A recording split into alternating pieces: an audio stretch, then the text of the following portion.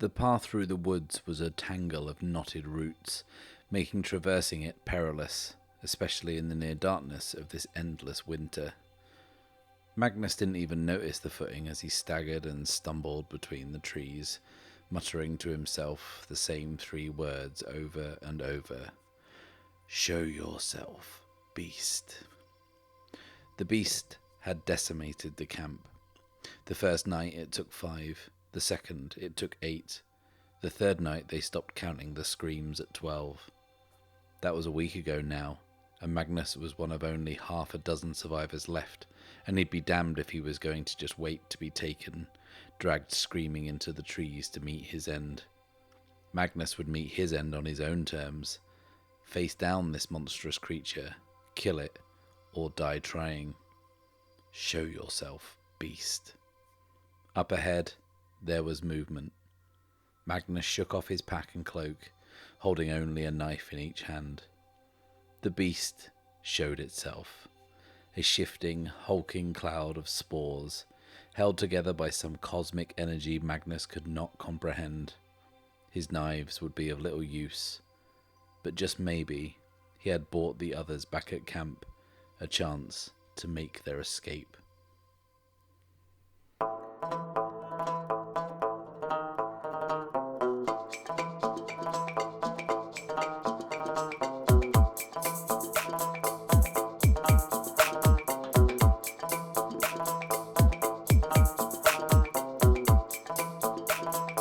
Hello, and welcome to The Bad Spot, an actual play podcast in which I, Matt Risby, and I alone am playing through Ironsworn Starforged. I hope you enjoyed that Tale from the Drift that opened up the episode, and whilst I have been loving all these community submissions, I have had quite the unexpected hankering to write one myself, so I smashed this out on my lunch break at work yesterday, and here we are. If you want to write something to open up a future episode, then these are the parameters. Tales from the Drift are 200 words or less, and use prompts from 3 rolls on any oracles you like. If you want to roll some dice and write something inspired by the results, then get in touch via the details that are on the screen now. And whilst I have you, why don't you leave a like, subscribe, and click that little bell icon so you can follow along with the campaign every sorry step of the way.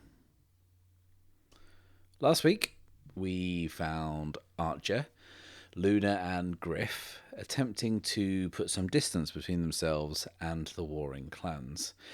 Having escaped a dogfight, they jumped through the drift, trying to find a safe haven. Along the way, they encountered a mass of deep space scavenger eels that were feasting on the floating remains of some giant beast. And they also came upon the stellar object around which the planets of the Corvus Breach probably orbit, a giant, bright blue star. Throughout the episode, Archer's condition slowly worsened as the adrenaline that Luna administered back in Paxton Hold began to wear off. The Eclipse eventually reaches Mahara Outpost, a deep space research station orbiting a vast ocean world. Far from being a safe port in a storm, they discover the outpost has been slowly overtaken by an organic biomass, and on arrival find a skeleton crew desperately awaiting rescue, and the station being torn apart as the biomass claims every last inch of the structure. We left Archer unconscious, with Luna holding onto him as they float helplessly in zero gravity. They are stopped at the last moment from drifting away as the station's droid clasps onto Luna and asks, very politely, to commandeer the Eclipse. So, our player character is unconscious, so this will make for some thrilling roleplay, but we'll make it work, I promise. So what I'm going to do firstly is jump straight in and envision what's happening, and I'm going to envision it all from the perspective of a character who is drifting in and out of consciousness. So this all feels like some kind of dream to Archer. He remembers bits of it. He remembers stepping into the corridor. He remembers the researchers, the raised voices, concerned voices, the droid with the pale green eyes. He remembers Luna. He remembers her tension, her fear. And then it all kind of comes and goes. There's this feeling of weightlessness, a feeling of drifting through space, time dilation, everything slow, dreamlike. A bright blue ball of water in the distance. This strange sensation of rising and falling that somehow feels comforting, felt relaxing, not being able to feel your own weight. And then nothing. The rest, Archery's shore, is a dream. Those pale green eyes at the centre of a featureless metallic body. The eclipse covered in some strange green lichen. Luna cradling him in her arms as they float peacefully through the tiny hangar that they arrived in what Archer felt like was months ago. I mean, these are all dreamlike, nearly absurd images. But then he's on the eclipse. And as he continues to slip in and out of consciousness, he kind of sees these images that kind of flash and then fade with his fever. And they're like kind of photos or paintings that he sees very briefly, and he has to try and interpret them before they disappear. He sees Luna looking down at him, worried. He sees the researchers crowding round him. He sees his clothes being cut, and wires and pads being attached to his arms and chest. The younger researcher is treating him, and the older researcher seems to be comforting Luna. And the pale green eyes of the droid are watching over him ceaselessly. He sees Griff plugged in to the pilot station. He sees through the cockpit a giant ball of water in the distance, getting closer and closer and closer. And that's the last thing he remembers. So what does all that mean? Well, I think, having had time to think about it between episodes, that the researchers up at the station, they are from this ocean world that's down below, and they've been awaiting rescue for some time. But for whatever reason, it's not been forthcoming.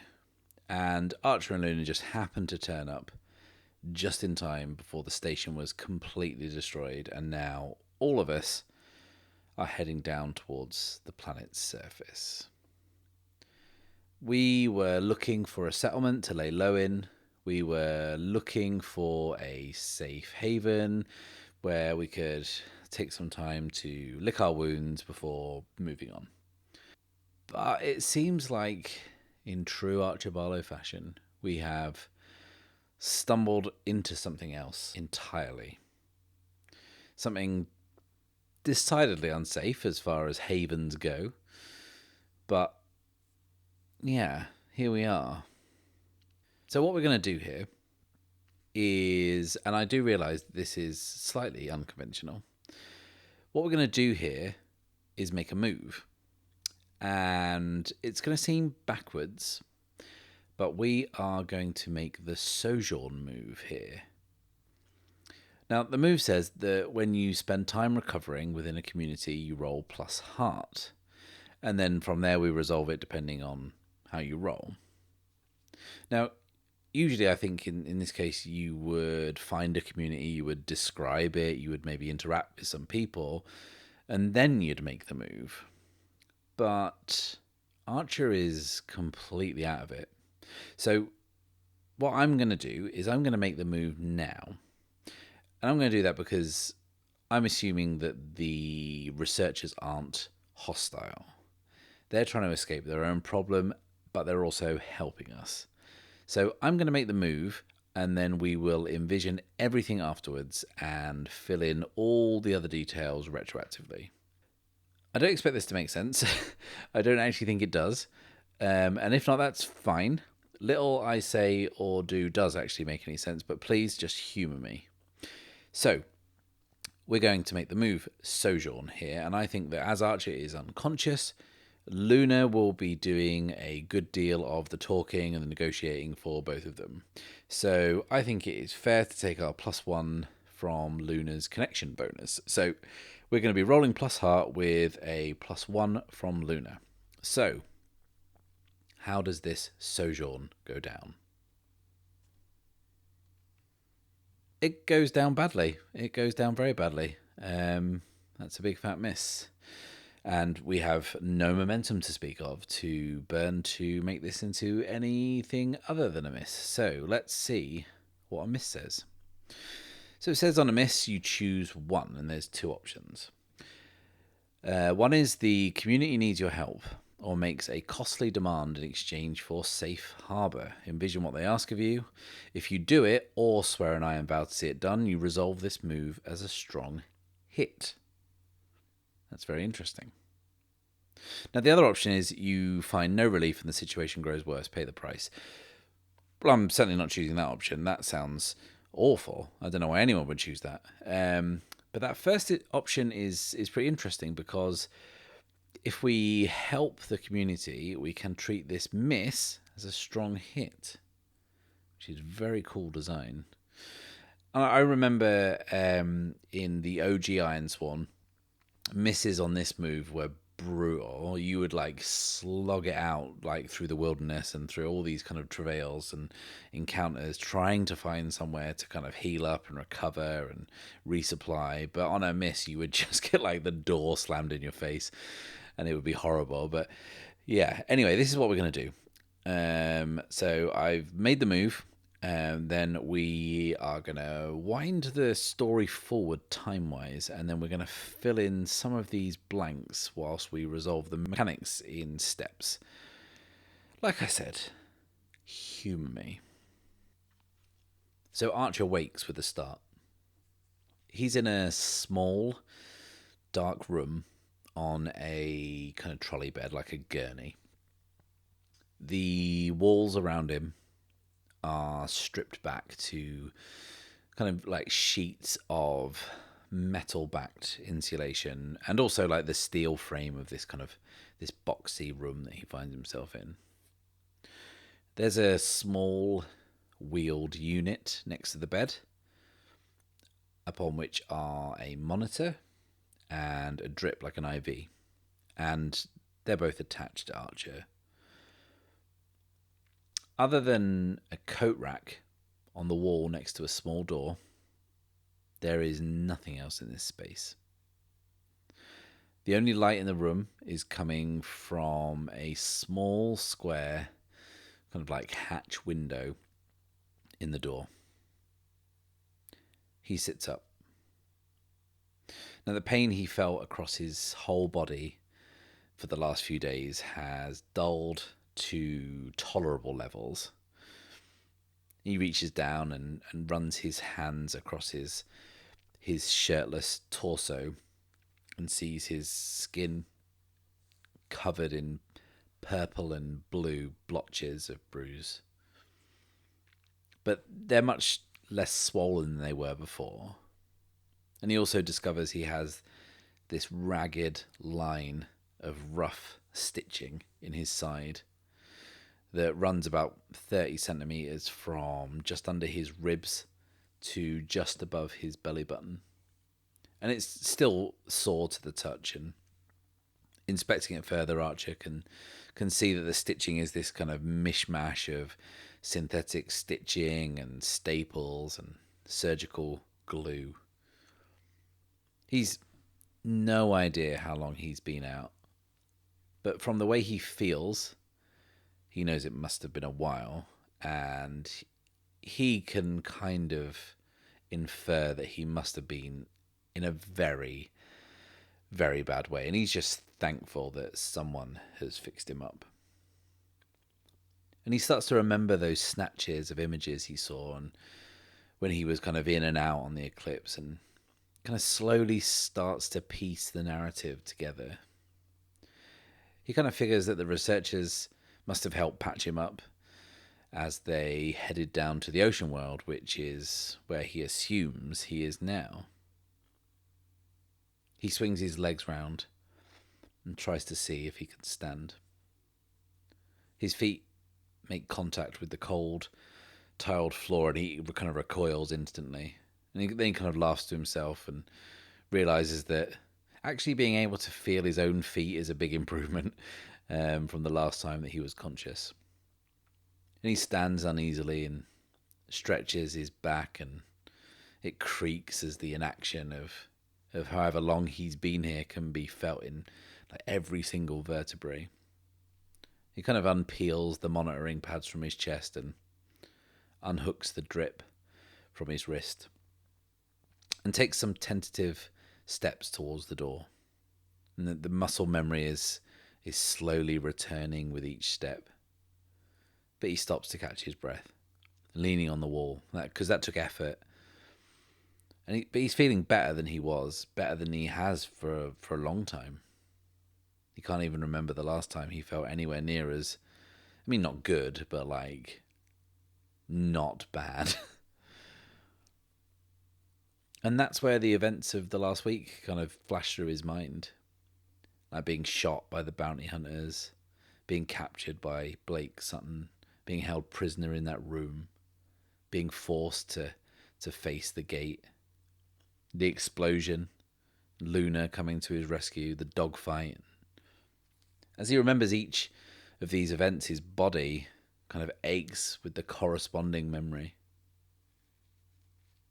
He steels himself and looks through the small square window, but it's fogged with water on the other side, and it's kind of not possible to see through.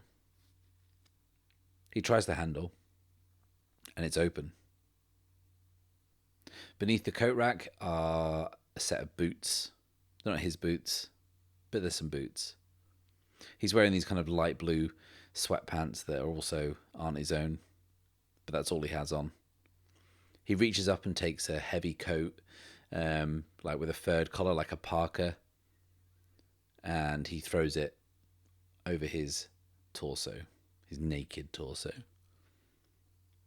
And then he pushes down on the handle and steps outside. Archer's face is prickled by a cold, steady rain as he steps out of the room onto a metal staircase. Looking down, he is on a huge platform, and in each direction, the platform is surrounded by an endless sea. The platform, which is kind of like a bit like an oil rig, I guess, like an oil platform, and it's massive, huge. It is supported from below by kind of 8 or 10 huge pillars, and it must easily be 2 or 3 kilometers square. And it's home to dozens and dozens of buildings. And Archer is looking down on all this because the room that he has just stepped out of is on the second story. And he can see the buildings, and they're all built from this kind of uniform corrugated metal in black, grey and white. And these buildings are these kind of like semi-permanent prefab structures, and they have their own generators, and there's loads of like little dishes and antenna and other monitoring equipment on every single roof. And in the middle of the platform, standing 3 or 4 times as high as everything else, is what appears to be like a control tower. It's like this cylindrical steel column, and it's topped with a round viewing platform which is encased in dark blue glass. And it kind of offers this 360 degree panoramic view all the way to the horizon in every direction. Looking down from where he stands, he can see a landing platform that is about halfway across the structure, sitting on top of 2 other buildings. On the landing platform, he sees the eclipse, and he's instantly heartened to see it through the sheets of relentless rain that's just pounding down. And you can see, even from like up here, and even through the rain, that there are golden white sparks showering down from beneath the ship's wings. And he pulls the hood of the Parker over his head and starts down the steps. As he moves through the myriad collection of buildings, he can't see any signs of life, like nothing at all. Each building is marked with that same Mahari Outpost logo of interlocking squares.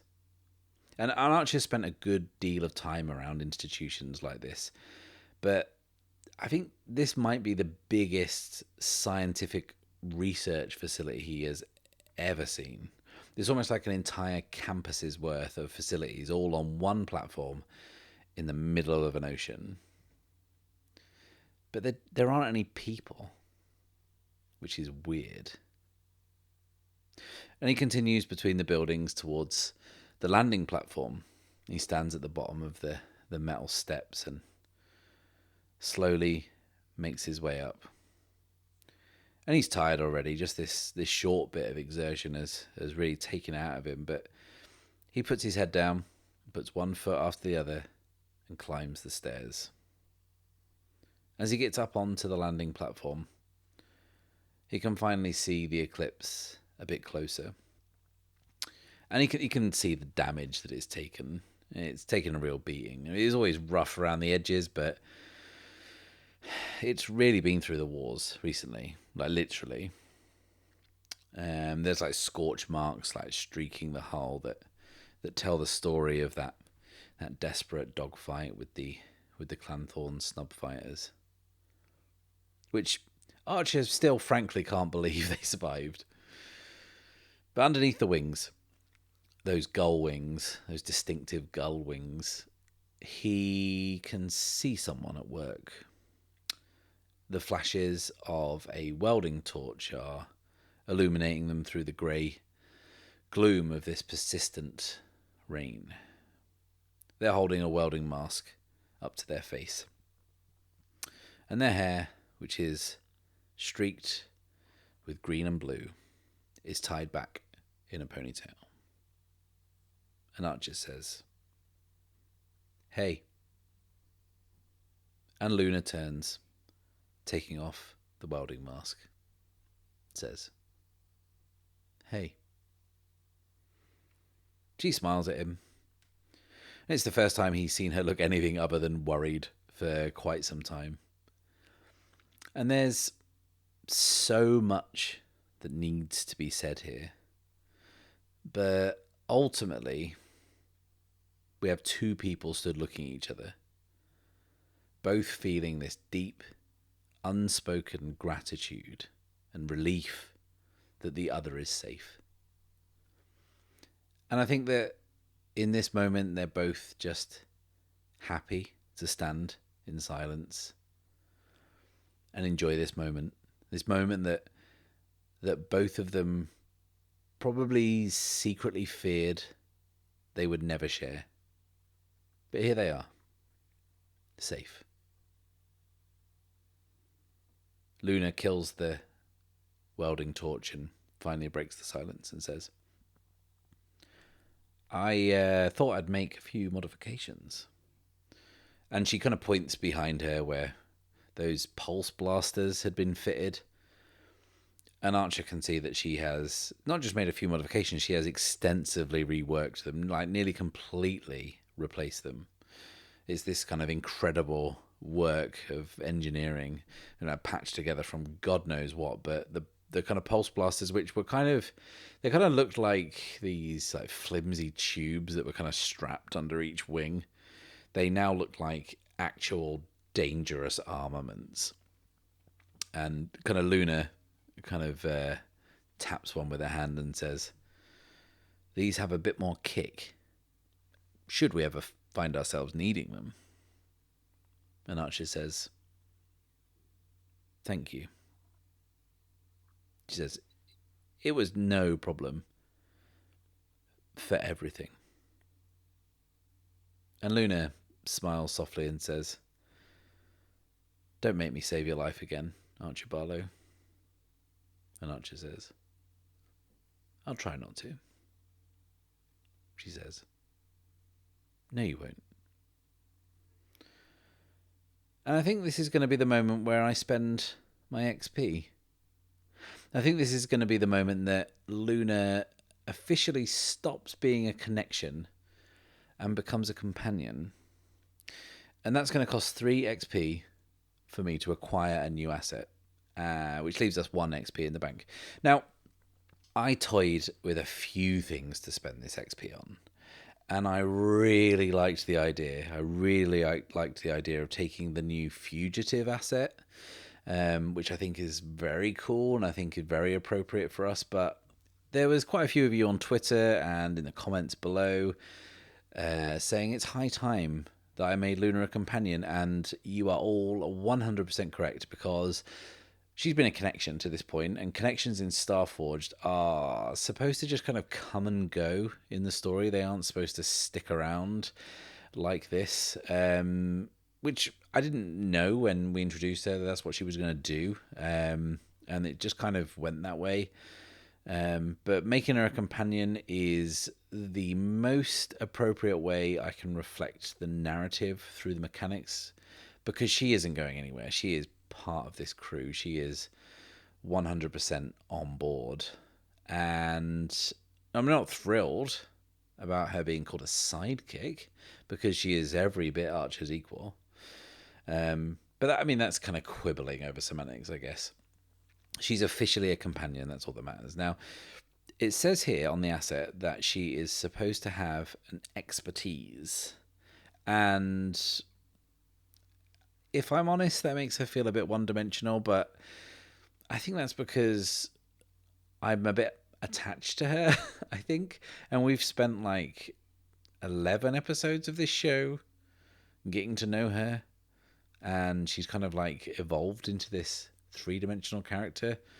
So it's kind of hard to boil that down to just like 1 expertise, but I got to put something. So what can I put for expertise?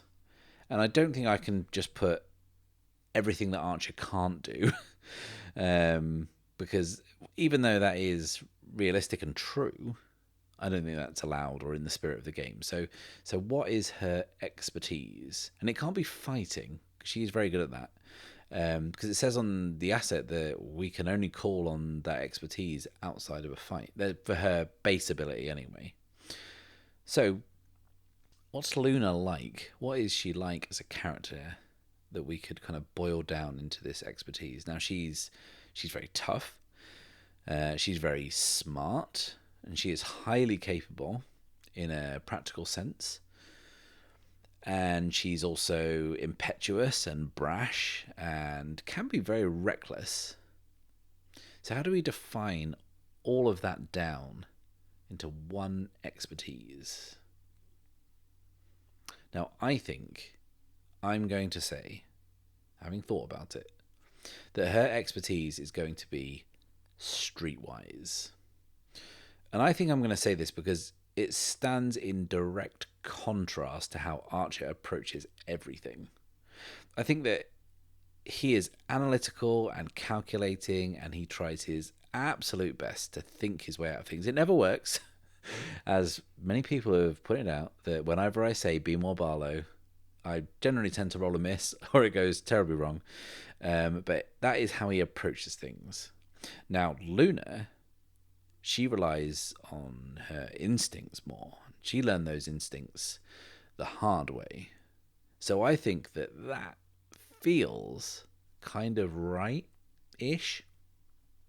And I think I can call on Luna for a +1 when I need an assist. But when I do, I have to view it through this lens of her approaching it in a different way to Archer. And I think that narratively, That makes a lot of sense. So can you think of anything more appropriate?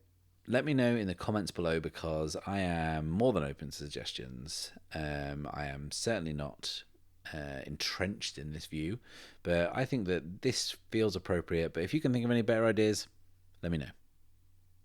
Anyway, back to the landing platform.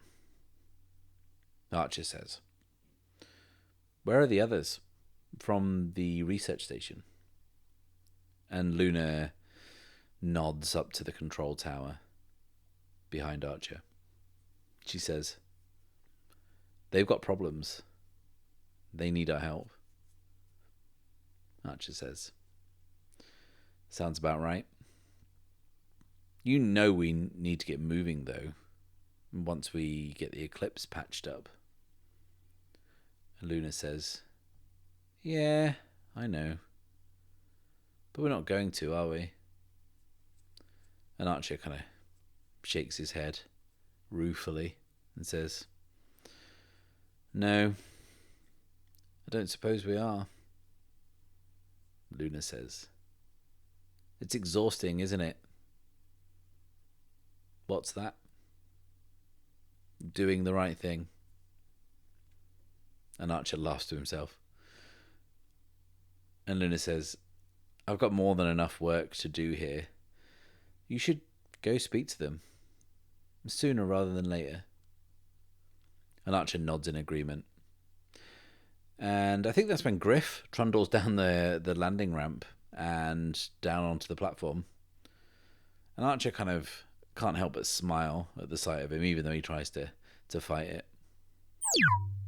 And Archer looks down at the parka he's wearing and says, "Well, I kind of like it." No accounting for taste, I guess. And Luna smiles to herself and kneels down next to Griff, and she takes some leads from this kind of hatch on his side and plugs him into the control panel of the armaments that she's fitted. Standing a bit closer now, Archer can see that Luna has, in addition to kind of souping up the guns, done a considerable amount of repair work on the ship. So we'll resolve part of that sojourn move we made now. Now, we rolled a miss, but it says if we agree to help a community helping us, we can treat it as a strong hit, so we get to choose 2 recover moves. And the recover moves are heal, hearten, repair, or resupply. And instead of rolling on a strong hit, we just assume an automatic strong hit for each, which is great. I mean, obviously it comes with this cost, but, you know, I'm not thinking about that right now. So Luna has been working hard on the Eclipse, so we're going to take an automatic strong hit on the repair move. Now, a strong hit on repair gives us 5 points to spend because we're at a facility, and we don't have a whole lot wrong other than our integrity being low, so we're going to spend 3 of them taking +1 integrity on a vehicle. So by the time we next board the Eclipse, we can consider it, thanks to Luna's hard work, fully repaired and fully operational. Plus, she has jacked up the guns, so we need to remember that next time we get into some airborne bother. So the integrity of the Eclipse bumps up from 2 out of 5 to a bright and sparkly 5 out of 5. So, as Luna continues to work away on the ship, I think Archer needs to go and speak to the researchers and see what's up. So Archer makes the short walk from the landing platform to the watchtower. And the rain is continuing to come down, which makes Archer pick up the pace. He reaches the watchtower and finds the entrance at the base of the column open. And he enters to find a spiral staircase. And he's grateful to leave the rain behind. He's now got to walk up a lot of steps. He was kind of hoping for a lift at least. And even though he's feeling stronger, perhaps he was buoyed by seeing Luna and the Eclipse and Griff, he's still not at peak fitness, and the stairs are a slog, a real slog. And he stops several times to catch his breath, and the stitches across his stomach sting as he kind of doubles over, kind of coughing. But eventually he reaches the top, where he emerges through the floor and up and out onto the observation deck. The observation deck is a large circular room, let's say 20 meters in diameter, and it affords incredible views in each and every direction. And not that there appears, at first glance at least, to be much to look at. It's all just grey sea and grey skies in every single direction. And in each of the 4 directions, north, south, east and west, there are these separate banks of monitors and instruments. At the southern station stands the droid, flanked on either side by the 2 researchers, who are both scouring the horizon with binoculars. So Archer approaches, and I think because we're at kind of like a decent viewpoint, what we're going to do, because we didn't do this as we approached because our Archer was unconscious, we're going to use this opportunity to roll something up about the ocean world. So what we're going to do is we're going to roll on the planet side feature oracle and see what we can see. And firstly, we have established that, kind of through the narrative, that the atmosphere is breathable, so we're going to skip that step. So anyway, what can we see? 27 is roaming icebergs. Okay, that sounds cool. And I've just seen on the oracle for this that one of the options is unrelenting rainfall. So let's just pretend we rolled that one too. 76, unrelenting rainfall. And just quickly, actually, I just want to see what kind of life there is on this planet. 61 is diverse. Okay, diverse life. That might come into play later, who knows. So Archer joins them at the window, and he kind of strains his eyes to see what they're all looking at. And they're all just still fixated on the view. They haven't even kind of acknowledged him. After a moment or two, an alarm starts to blare on the console, and the younger researcher says, "Here it comes." And Archer pushes his face right up to the window. His breath is fogging the glass in front of him. And outside, maybe 200 or 300 meters away, this kind of grey shawl of rain hangs, begins to darken in one particular spot. And then that spot is slowly parted by this monstrous hulk of blue-white ice. And it is nearly as tall as the watchtower, and who knows how wide it is beneath the surface. And it moves silently, ominously towards them. Everyone holds their breath. And even through the glass, they can hear the icebergs creak and groan. The sound of the huge chunks of ice that make up this massive hulk grind against each other. And it begins to veer away from the platform, like the work of rolling tides or choppy waters, perhaps.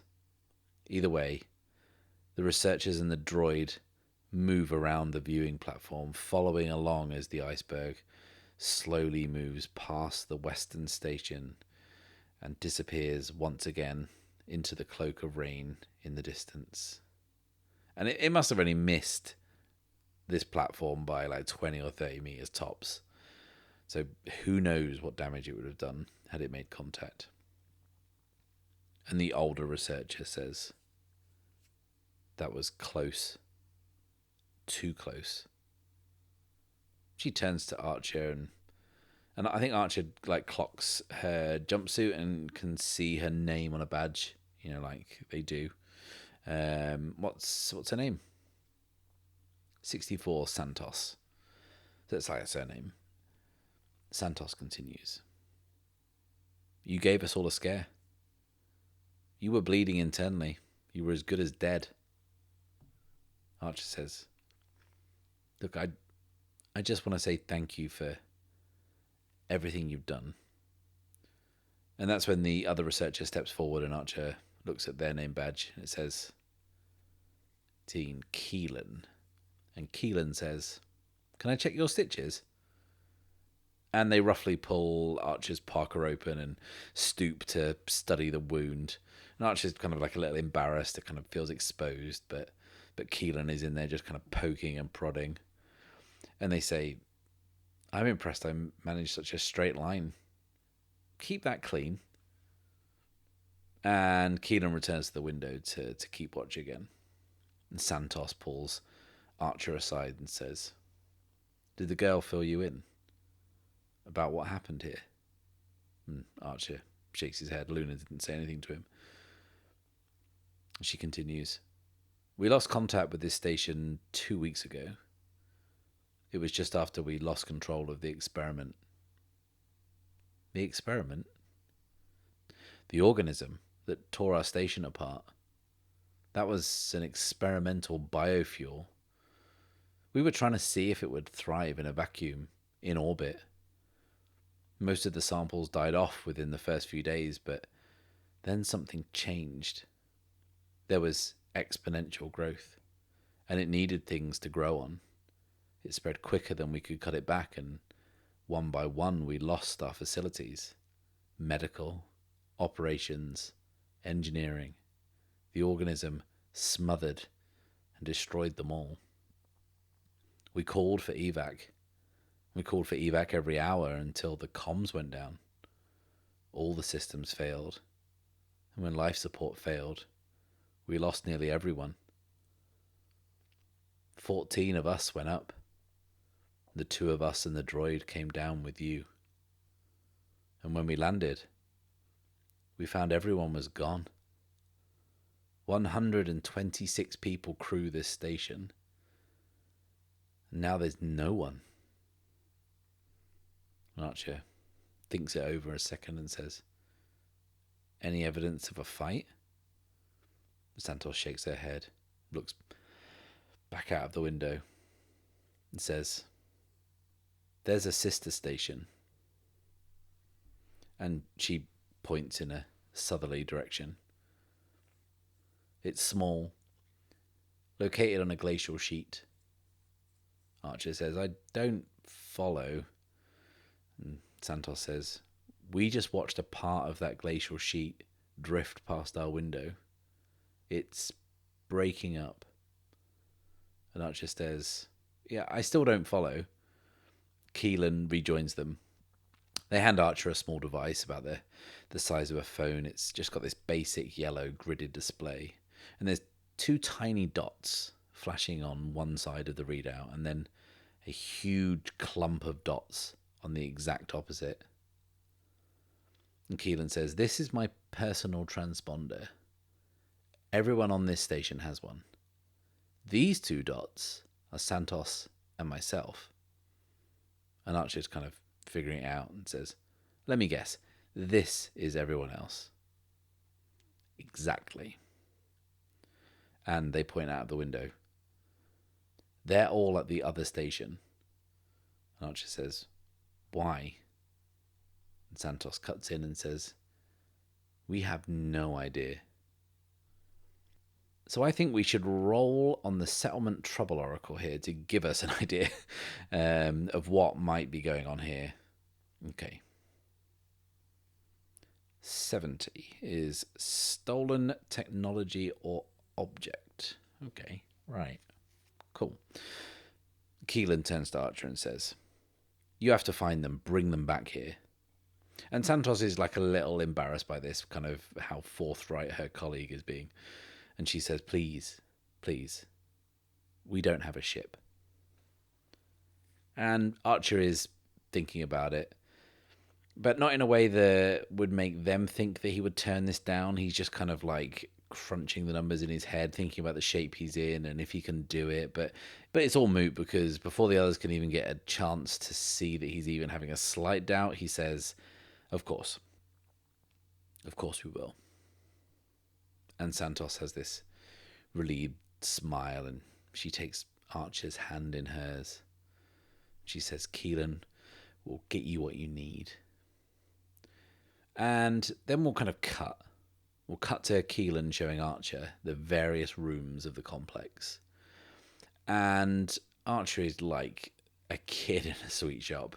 There's labs with so much equipment. There's this dry store in the mess hall that has got so much food. There's this infirmary that's fully stocked with medicines and dressings and treatment. And Keelan says, take what you need. So this is where we're going to complete the other half of the Sojourn move and take our other strong hit. In this instance, we're going to resupply. We're going to fill up on what we need, but we're obviously not going to strip the place clean. So on the move, it says on a strong hit, if we don't have the unprepared condition, we can take +2 supply. So that is what we're going to do. So with a little bit of luck on the Hearten move we made last episode and this Sojourn, not only have we fixed up the Eclipse, but we've got all of our tracks up to 3 from 1. 3s across the board is great considering where we've been. Now our momentum is still dreadful. It's terrible, but what can you do? Now the last part of the Sojourn move, for which we rolled a miss, may I remind you, is that we do something for the community in return for this help. Now we know what that's going to be. But first, let's work in something that we rolled earlier. So Keelan has been guiding Archer around the various buildings, showing him where he can find what he needs. And he's kind of making mental notes of all this stuff because he'll be back for all of it. But then one of the last buildings that Keelan shows him is this kind of cold storage facility. And as they enter, the strip lights come kind of flickering on. And it's a long room with workbenches down the middle and walls lined with cupboards full of vials and flasks and, science stuff. And at the end of this room, there's 2 large, heavy vault doors, and each are marked with biohazard warnings. Now, there's not much in here that Archer thinks he might need, because this is all just kind of way too specific. So, kind of shrugs his shoulders and they turn to leave. But before they do, Keelan takes one last look back at the room, and they say, "That's odd." And Archer says, "What is it?"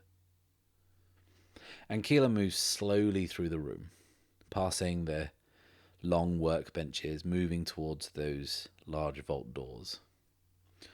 As they near the door on the right, Archer follows behind, and he can see what Keelan is looking at. As the vault door on the right is ajar. Keelan pulls it back. Inside the vault is a pillar, and on top of the pillar stands a cylindrical glass case. The case is empty. And Keelan says, "It's gone." And Archer says, "What has?" Keelan says, "The mother. The original sample of the organism. The organism we took up to the station. The organism that destroyed the station. It's gone." And Archer says, "Santos said there was no signs of a struggle. It was just like everyone disappeared." And Keelan says, "We checked everywhere, but we must have missed this." And Archer says, "Where could it have gone?" And Keelan says, "This is a secure vault. You can't just access it. The real question is, who took it? And why?"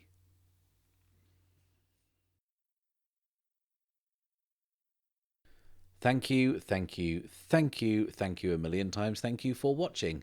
Please do not forget to like this video, subscribe if you've not done so already, and click that little bell icon to get notified when the next episode drops. I'll be back next week, but until then, it's farewell and safe passage.